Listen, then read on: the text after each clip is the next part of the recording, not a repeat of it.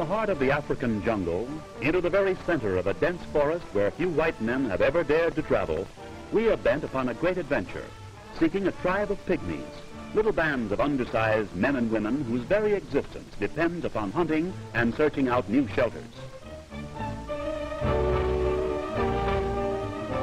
The entire region swarms with pop adders, the most treacherous and the deadliest of African reptiles. The intense heat and the moisture combine to form a mist or haze. There is a strange, indescribable fascination to this most primitive scene, and especially to the giant heather. In England, it grows to a height of 4 feet.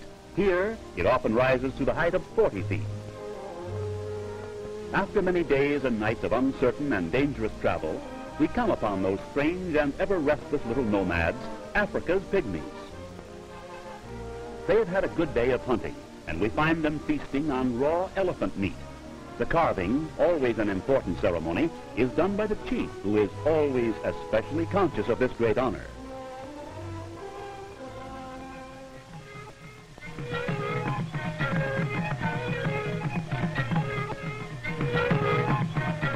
Toothless and rough-going.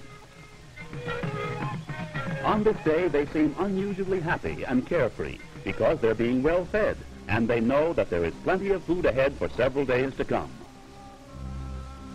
We soon learn that the pygmies are planning to build a bridge to span a river infested with crocodiles. Through countless generations, these little people have lost thousands to the terrible monsters. As children, they learn to fear the rivers.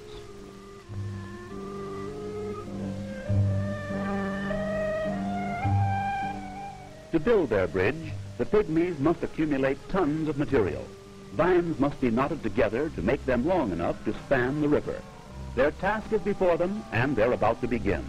We will soon see a most amazing example of primitive engineering. The tallest tree overhanging the stream is selected. It's 150 feet high, and to its top they laboriously climb. Later, they'll construct a crude ladder of vines.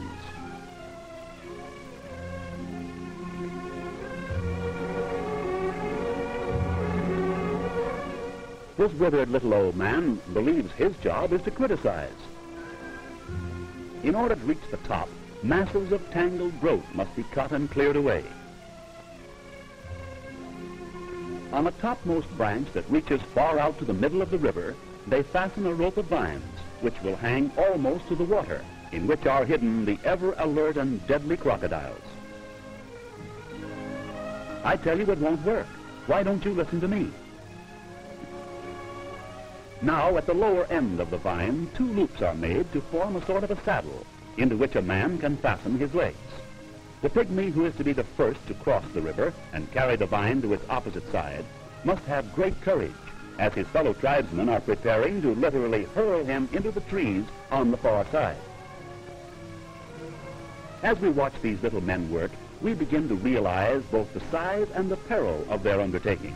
We realize that despite their small size, their determination is great.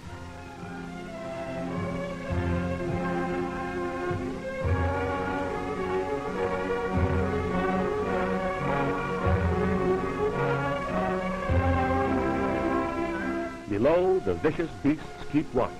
Should the vine break, should something go wrong, these creatures, fast as a greyhound, would soon satisfy their carnivorous craving. Now the vine is drawn high.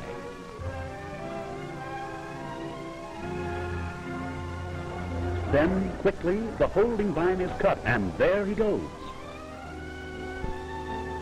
But he is missed. The vine is too short. The vine must be moved farther out and lengthened.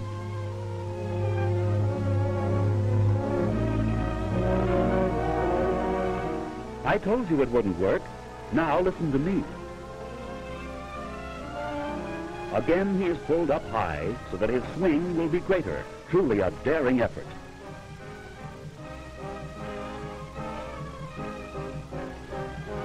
And there he goes again.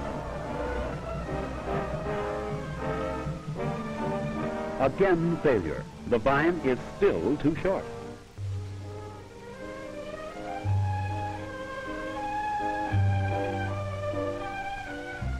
It won't work, I tell you.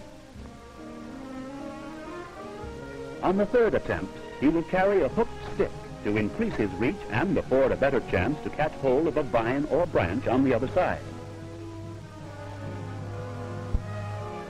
This time he is really going up.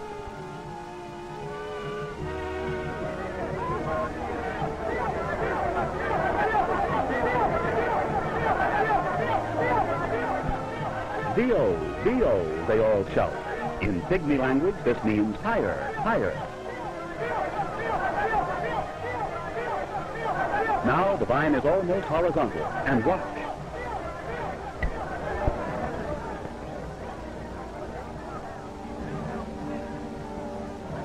And success comes to these little men of the jungle. See? You could have done it the first time. The drag of the heavy line on this pygmy's frail little body is terrific, but he hangs on, trying to work himself free of the saddle without letting go of the vine. Exhausting work, and especially so with everyone below shouting orders and advice.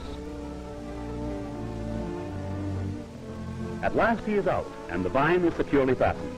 The first man and the first vine are safely across the river. Even the old critic is very pleased. The crocodiles are disappointed.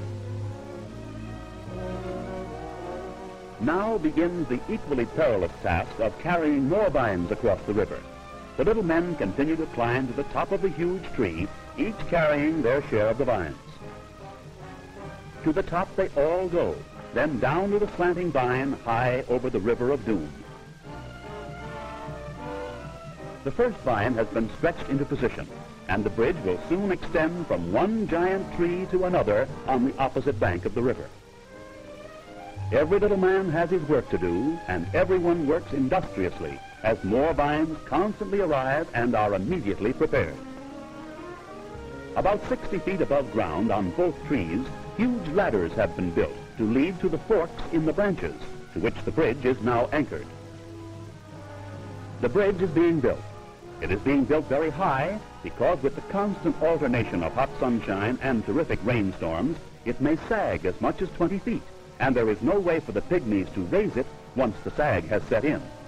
This primitive bridge, now weighing many tons, is as great an engineering feat to the pygmies as is the building of any of our great modern spans to us. Materials keep pouring in. The efficiency of these little people is truly amazing.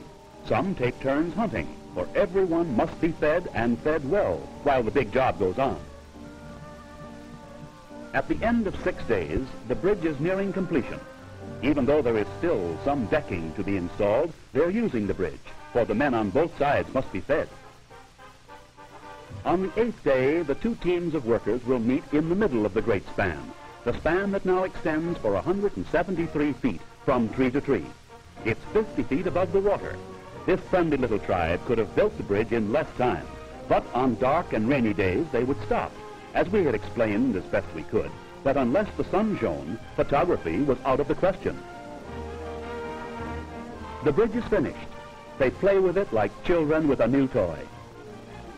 The pygmies have conquered another river and have protected themselves once more against the deadly perils of the treacherous crocodiles that are ever on the alert to seek out their human prey.